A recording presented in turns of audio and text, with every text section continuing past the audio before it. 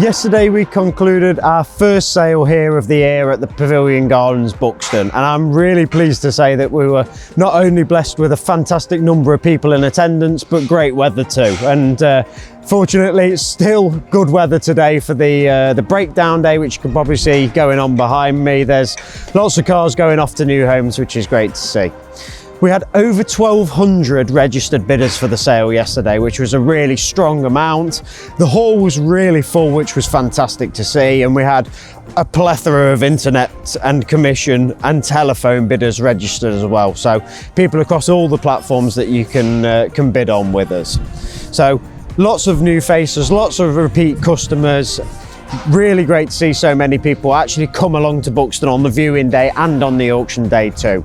Now I'm going to have to refer to my list for this one because we had bidders from all around the world. So we had bidders obviously from the United Kingdom, but we also had Austria, Belgium, Bermuda, France, Germany, Guernsey, Hong Kong, Hungary, Poland, Switzerland, Ireland, India, the Isle of Man, Portugal and the US of A. So a real worldwide affair. Great to see so many bidders from all around the globe. We sold some 73% of the vehicles offered in yesterday's auction. So that's a good, strong result in the current climate. And there should be, a few more cars that are being negotiated as we film now.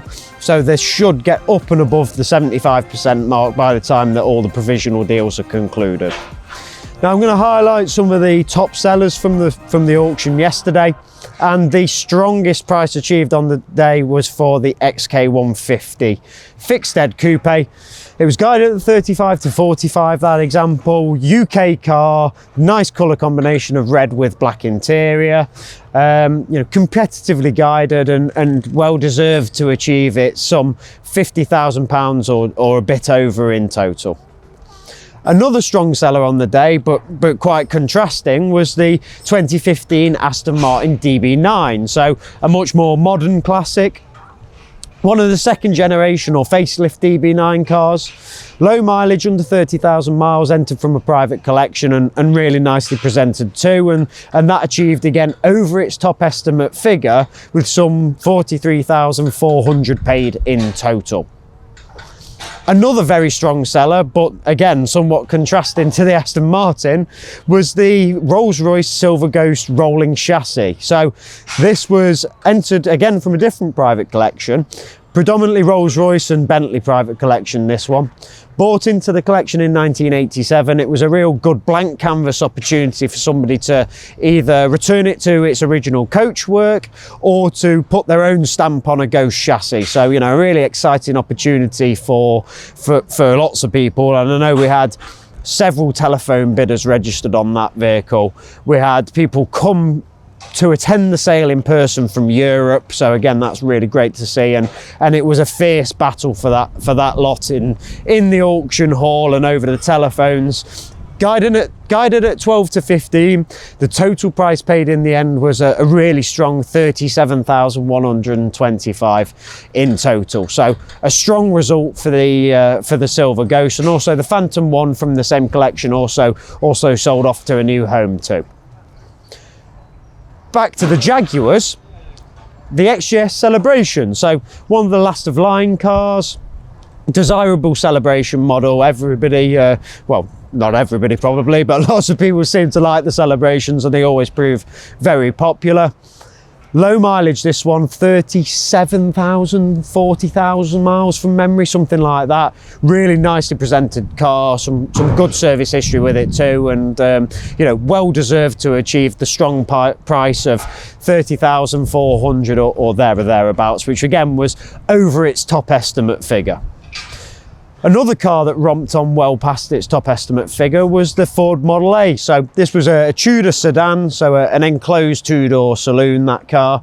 Really nice to see a pre-war car achieving a strong result. Guided at, I believe, 10 to 12, could have been a little bit lower as well. Total price paid in the end for the Model A was some £16,425. So, you know, great to see a pre-war car doing a really strong result in the current climate. And I believe it was driven home last night straight from the auction by the new buyers. So great to see it back out on the road and hopefully going to get a lot of miles under its belt in the coming months and years. A sort of post-war car that did well as well was the Riley RMD. So, you know, factory Riley RM convertible, or drop-head coupe actually I should say. This had been particularly nicely restored, this RMD. It was well known in the Riley RM circles. I believe the man was a real passionate and enthusiast Riley man. Guided at 15 to 18 from memory. Lots of discussions in and amongst colleagues on site before the auction. We all thought it would start with a 2, so somewhere in the early 20s, but romped on to achieve well beyond that, and the total price paid was some £27,500 in total. Another nicely presented British classic was the Triumph TR250. So you don't see many TR250s on these shores, and again achieved a well over top estimate figure of £27,000 in total. Sticking with the British open sports cars as well, the Austin Healey 104. So this had fantastic provenance, John Chatham car, beautifully presented, fired up on site really readily. It sounds fantastic, that big Healey, and it really well deserved to do way over its top estimate figure, which I'm glad to see it did. And the total price paid for the big Healey was some just shy of £50,000. Again, British classic, but well, modern classic, but again British, but different from the open sports. The Land Rover Defender, so a 90-inch Defender. It was a one-owner 10,000 mile car. So you may remember in my last video from Kelham Hall, we had a Defender with delivery mileage that did really well. Off the back of seeing that one, we got offered this car by the vendor because he knew again it was another one-owner low mileage car and had the opportunity to do really strong money, and again did in its guide price and achieved a total of £31,500. So again, if you have a nice original low mileage, low ownership car, you know, they always are really popular in the auction, so certainly worth talking to us about. The Bentley Azure was another strong seller in the auction yesterday. So that was a factory development car, sort of 2002, 2003 model. It had done around 100,000 miles, so it had been well used in its years, but still generated strong interest in the auction and achieved £37,000 in total. The final car that I'd like to highlight before I just mention a few no reserve vehicles as well was of a similar era, and Rolls-Royce this time. So this was the Rolls-Royce Phantom 7. This was 150,000 mile car, but it had been meticulously maintained throughout its life. It had had an engine rebuild a couple of years ago.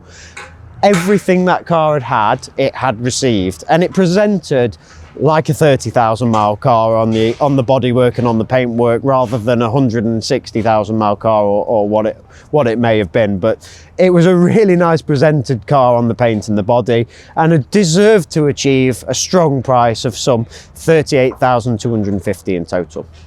And the other Alvis was also from the same stable, so that was a TD21. Again, a nicely presented car, and did a strong 28,000, 29,000, some in that region in total. The Riley, again, a pre-war car, and great to see doing a strong result. It was a factory Lynx Tourer, so great to see another pre-war Riley achieving a strong result. And the total paid for the Riley was some 17,500. We're going to be back here at the Pavilion Gardens, Buxton in July. So if you have something you're interested in entering, please talk to one of the team. We're at Millbrook Proving Ground next week, so hopefully we'll get to see lots of you down at Millbrook on Saturday afternoon and Sunday. So Saturday afternoon is the viewing day and Sunday is the auction. So we'd like to see as many of you there as possible, always welcome. And we will be at Kelham Hall for the motorcars again in June too. If you have anything that you want to talk to the team about, whether that's a car in the Millbrook auction or entering into either Kelham Hall or Buxton, please get in contact with us. And you can do that via the telephone on 01925 210035, or you can do it via email at sales@h&h.co.uk. Thank you again to all of our vendors for entrusting them with their fabulous cars, and we've sold, as I say, some 75% in the sale yesterday, so vast majority off the new homes, which is always great to see.